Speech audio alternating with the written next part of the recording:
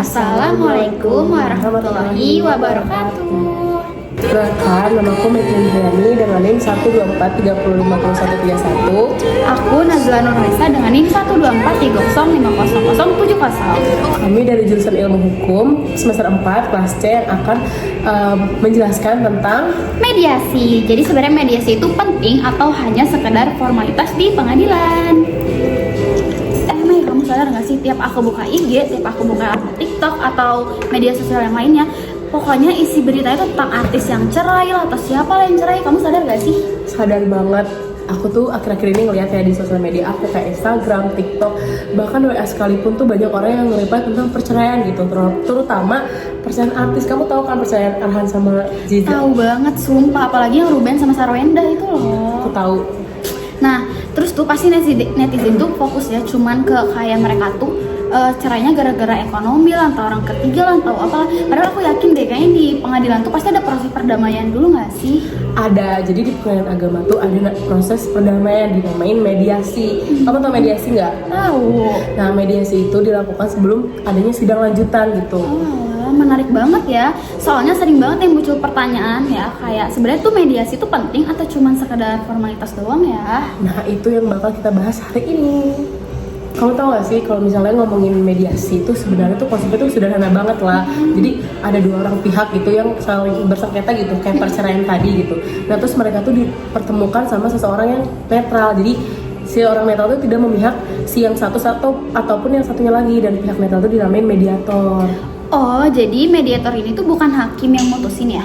Bukan. Jadi si mediator sama si hakim tuh beda gitu. Jadi si mediator tuh tidak boleh memihak satu sama lain, dan makanya mereka tuh si mediator ini dijadikan jalan tengah untuk membantu keduanya, ataupun bisa jadi mereka antara jadi komunikasinya lancar gitu.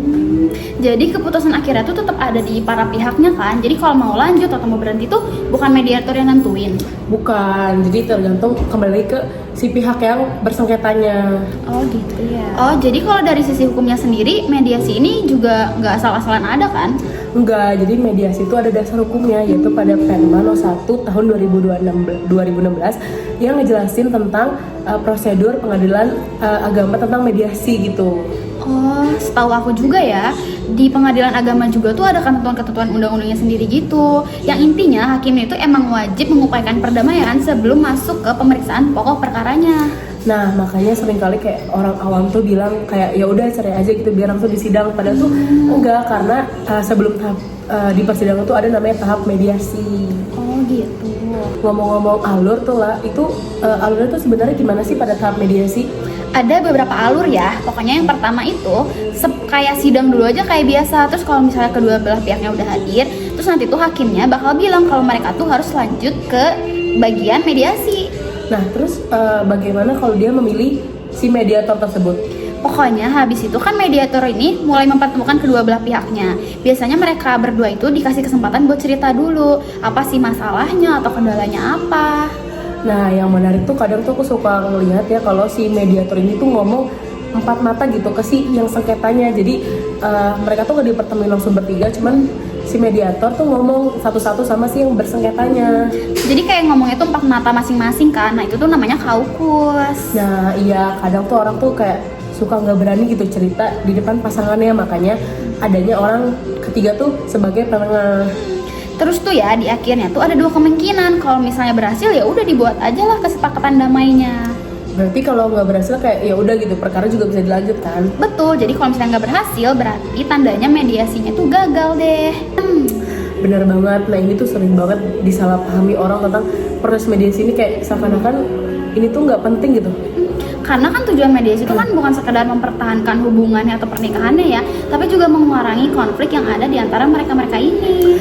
Nah, walaupun memang ada juga sih yang mediasi itu yang bilang gitu, dan menurut aku juga kebanyakan orang bilang tuh mediasi tuh cuma sebagai formalitas gitu, karena tingkat keberhasilan tuh masing-masing rendah. Tapi balik lagi menurut aku si mediasi ini walaupun misalnya gagal tuh ya itu karena balik lagi ke pihak tersebut gitu. Tuh, menurut kamu ya supaya mediasinya berhasil tuh harus gimana sih?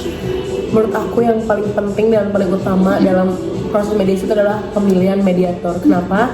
Karena apa ya, kalau misalnya si mediator ini harus mempunyai komunikasi atau kemampuan gitu untuk komunikasi yang bagus gitu, karena kan yang dihadapi cuma bukan masalah hukum gitu, tapi juga emosi dari kedua belah pihak yang bersengketa gitu. Setuju sih, terus menurut aku juga ya selain mediatornya ya harus ada itikat baik dari kedua belah pihak yang mau mediasi ini sih. Terus kayak minimal nih ya kedua belah pihaknya itu masih mau lah ngedengerin si mediatornya dulu. Nah iya, soalnya kalau misalnya dari awal sudah menutup diri gitu, mau dimediasi berapa kali pun itu bakal susah gitu. Bener banget. Terus juga ya suasana pas mediasi juga penting sih. Jangan sampai lah ya orang tuh merasanya tuh kayak diinterogasi lah atau dipihakin cuma satu pihak doang. Bener banget, aku setuju, karena semakin mereka nyaman gitu sama kayak ibaratnya konsultasi gitu dari si pihak mediatornya, jadi peluang buat menemukan solusi jalan tengah itu bakal semakin besar gitu, apalagi buat mencapai mediasinya berhasil gitu. Betul banget. Apakah mediasi ini tuh menurut kamu tuh buat solusi damai atau emang cuma formalitas? Kalau menurut aku ya jawabannya sih tergantung. Jawaban kamu anak hukum banget deh. Ya gimana, orang dua-duanya juga benar kok. Nah kalau misalnya nih kedua belah pihak memang masih bisa gitu untuk memperbaiki hubungannya nih, karena dia kan mau mencari jalan tengah nih. Menurut aku mediasi ini solusi yang paling efektif gitu, karena kan dia kan mediator ini mencari jalan tengah dari kedua belah pihak kan, untuk tidak menimbulkan kebencian satu sama lain. Bener banget, tapi menurut aku juga kalau misalnya keputusan untuk berpisah dari dua belah pihak ini udah bulat banget, udah matang banget dari awal, ya akhirnya ya mediasi ini cuma menjadi jalan tahapan yang harus dilalui sebelum sidangnya itu dilanjutkan. Ya jelas banget, aku setuju banget sama kamu, karena kan kayak keberadaan mediasi ini tuh tetap penting gitu, bukan cuma formalitas ya. Jadi mediasi tetap penting karena untuk memberi kesempatan terakhir bagi si pihak tuh untuk menyelesaikan masalahnya secara damai gitu, biar tidak ada sengketa-sengketa selanjutnya. Betul, dan semoga pembahasan kita kali ini tuh bisa bikin teman-teman jadi lebih banyak tahu dan paham kalau misalnya proses perceraian itu nggak sesederhana yang kita lihat di media sosial alias seribet itu. Bener, aku setuju banget. Jadi aku Megan Reni, Aku Najwa Halifah. sekian penjelasan dari kelompok kita berdua tentang mediasi. Terima kasih sudah menyimak. Sampai jumpa di video berikutnya.